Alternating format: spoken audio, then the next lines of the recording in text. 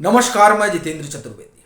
आपके विशेषज्ञ बड़े विशेष निकले और उनकी विशेषता सुनकर आप भी चौंक जाएंगे।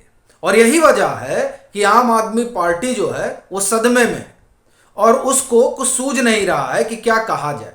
वह इसलिए क्योंकि ये जो विशेषज्ञ हैं, जिन विशेषज्ञों को पीछे एलजी ने बाहर का रास्ता दिखाने का आदेश दिया, उनको लेकर आम आदमी पार्टी की सरकार टूट पड़ी और वो कहने लगे कि देखिए अभी विशेषज्ञ आप हटा देंगे, इससे हमारे कामकाज पे कितना असर पड़ेगा।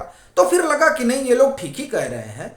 अगर आपकी सरकार ने कुछ विशेषज्ञ रख रखे हैं ताकि उनका कामकाज सुचारू रूप से हो, तो इसमें एलजी को या भाजपा को या कांग्रेस को अड़ंगा लाने की क्या जरूरत है। यह राजनीति नहीं होनी चाहिए। भाई विशेषज्ञ हैं, ठीक है, किसी भी धड़े के विशेषज्ञ हों, लेकिन अगर उससे जो जनता का कामकाज है, चूंकि सरकार के कामकाज में सहयोग दे रहे हैं, तो यानी जन सरोकार से जुड़े हुए काम तीव्र गति से आगे बढ़ रहे हैं, तो बढ़ने दीजिए, उसमें क्या ही हर्ज होता है। लेकिन जिनको आम आदमी पार्टी के नेता, प्रवक्ता और सरकार के दिग्गज मंत्री ये बता रहे थे कि इनके चले जाने से जो है काम में बड़ी दिक्कत आएगी और अब हम सुप्रीम कोर्ट जा रहे हैं, उसमें जो खुलासा हुआ है उस खुलासे ने बड़ा चौंका दिया है। क्या खुलासा हुआ? अभी देखिए, भाजपा ने तो बाकायदे जो प्रेस कॉन्फ्रेंस की और अपनी प्रेस कॉन्फ्रेंस में उन्होंने कई सनसनीखेज आरोप लगाए। अब वो कह रहे हैं कि इसमें से तो एक विशेषज्ञ जो है वो ड्राइवर है। अब बड़ी समस्या हो गई कि अब ये ड्राइवर है तो ये कैसे जन सरोकार से जुड़े हुए कामकाज में या पॉलिसी मेकिंग में सरकार की मदद कर रहे थे। ये जाहिर तौर पर सवाल तो उठता ही है। फिर पता चला कि एक जो मोहतरमा है वो कोई विधायक है, उनकी पत्नी है।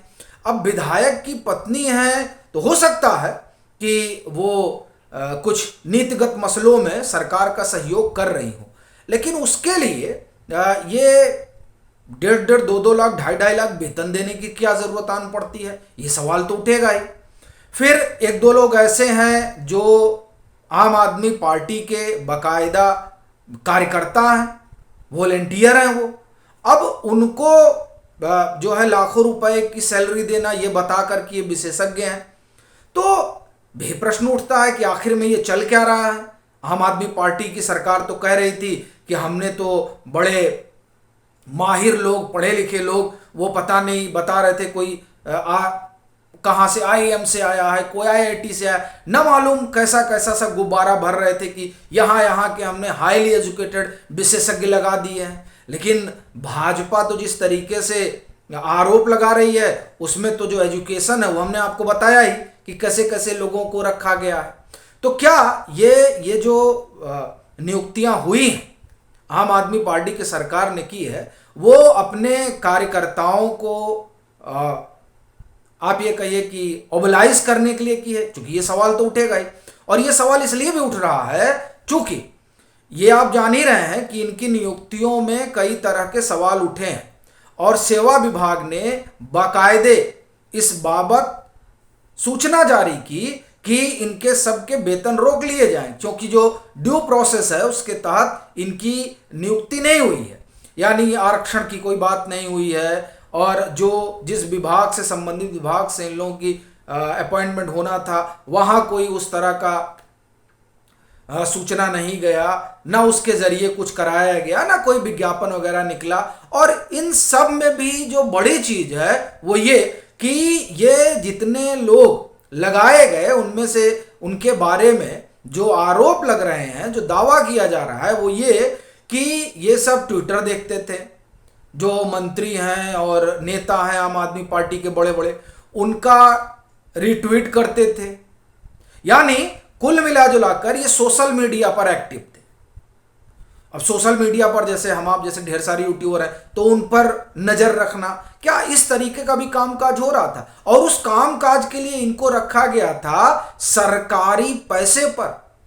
अब आप देखिए कि ये वो सरकार है जो कहती है कि हम आम आदमी की सरकार है, और आम आदमी की सरकार जो है वो आम आदमी के टैक्स से जो खजाना भर रहा है उस खजाने से पैसा निकालती है और अपने कार्यकर्ताओं को लगाती है कि आप हमारा ट्वीट रीट्वीट करिए एक, और दूसरा नजर रखिए। क्या इस तरह की चीजें हो रही हैं सरकारी खजाने में जो धन है उस धन का खर्च करके? यह सवाल इसलिए भी उठ रहा है चूंकि आम आदमी पार्टी की सरकार तो दावा करती है कि वो तो ईमानदार है। इसी में एक प्रकरण और हुआ जो बड़ा दिलचस्प है। जो विधानसभा के अध्यक्ष हैं उन्होंने 3 पेज का, कहा जा रहा है कि पत्र लिखा है, चर्चा है इस तरह की, किसको? एलजी को। और कोई मुझे लग रहा है 130-140 लोग जो हैं वो विधानसभा में भी इसी जो 437 लोग हैं उसी में से संभवतः 130 या 40 लोग दिल्ली विधानसभा में भी काम कर रहे हैं। कोई फेलो है, कोई एसोसिएट फेलो है, कोई एसोसिएट फेलो मीडिया है, इस तरीके से है। तो जो पत्र है उस पत्र में ये कहा जा रहा है कि जो कुछ नियुक्तियां हुई हैं वो नियुक्तियां ड्यू प्रोसेस के तहत हुई हैं। इसमें एक खास बात यह है कि एक तो जो पत्र इन्होंने एलजी को लिखा, 2 पत्र और है, और ये दोनों ही पत्र एक रोज के हैं और ये बड़ा कौतूहल पैदा कर रहे हैं। एक पत्र जब एलजी का आदेश आता है कि आप इन लोगों को सबको हटाइए, और जो है चूंकि वो सारे कारण है कि प्रक्रिया का पालन नहीं हुआ, और फिर उधर सेवा विभाग कह देता है कि इन सब लोगों का जो है अब जो पैसा वैसा है सब रोकिए, अब किसी कोई पैसा वैसा नहीं दिया जाएगा, चूंकि जो इन लोगों की नियुक्तियां हुई हैं वो नियुक्ति जो है वो जो एक प्रोसेस है उस प्रोसेस के तहत नहीं हुआ, इसलिए इनका वेतन भत्ता भी कुछ नहीं मिलेगा और सब बाहर जाए। ये तमाम चीजें हुई, उसके बाद में पत्र आता है दिल्ली विधानसभा का, और उन जो वो एसोसिएट फेलो एसोसिएट जो लोग विधानसभा में कार्यरत थे इन 437 लोगों में से ये हुआ कि अब इन सबको जो है डिसकंटिन्यू कर दिया जाए। लेकिन पहला पत्र आता है और फिर उसी रोज दूसरा पत्र आता है। अब दूसरे पत्र में ये कहा जाता है कि नहीं, किसी को भी डिसकंटिन्यू नहीं किया जाएगा, अभी इन लोगों ये सबको रोक के रखा जाए, यानी जो जहां है विधानसभा में जो फेलो एसोसिएट फेलो वो जहां है वहां रहे। फर्दर जब ऑर्डर आएगा तब कोई कार्रवाई होगी। यानी जो दिल्ली विधानसभा है, दिल्ली विधानसभा में जो लोग कार्यरत हैं उन वो लोग फिलहाल अभी क्या वैसे ही रहेंगे? क्या ये जो एलजी ने आदेश दिया है उस आदेश के मातहत इन लोगों को नहीं हटाया जाएगा? ये तमाम सवाल भी खड़े हो रहे हैं, चूंकि ये जो आपके विशेषज्ञ हैं और उनके बारे में जो तमाम तरह की खबरें आ रही हैं, जो तमाम तरह के दावे किए जा रहे हैं, वो आपके विशेषज्ञों को तो सवालों के घेरे में खड़ा ही कर रहे हैं कि आपने जिन लोगों को नियुक्त किया है क्या वो लोग वाकई में जो तमाम प्रक्रिया होती है उसके तहत हैं, या फिर जो एलजी को पत्र लिखा है दिल्ली विधानसभा के अध्यक्ष ने कि सारी प्रक्रिया का पालन हुआ, तो क्या वाकई में प्रक्रिया का पालन हुआ? और फिर सवाल उठता है कि अगर सचमुच जो आप दावा कर रही है कि प्रक्रिया का पालन हुआ, तो क्या ये जो भाजपा दावा आरोप लगा रही है कि इन विशेषज्ञों में कोई ड्राइवर है, तो कोई आम आदमी पार्टी का किसी प्रदेश का जो यूथ विंग है उसका अध्यक्ष, इस तरह के जो लोग हैं, तो क्या ये वाकई में विशेषज्ञ हैं या फिर जो वॉलेंटियर हैं उनको रखा गया है और उनको एक तरीके से ओबलाइज किया जा रहा है? अब ये तमाम सवाल उठे हैं। अब जाहिर तौर पर इनका तो एक ही निदान है, या तो इनकी जांच पड़ताल हो कि जो लोग हैं वो कौन है और जिनको पैसा जा रहा है वो पैसा किस मद से जा रहा है, कैसे जा रहा है, और दूसरा जो आम आदमी पार्टी की सरकार कह रही है कि हम सुप्रीम कोर्ट जाएंगे और वहां से फैसला करवाएंगे।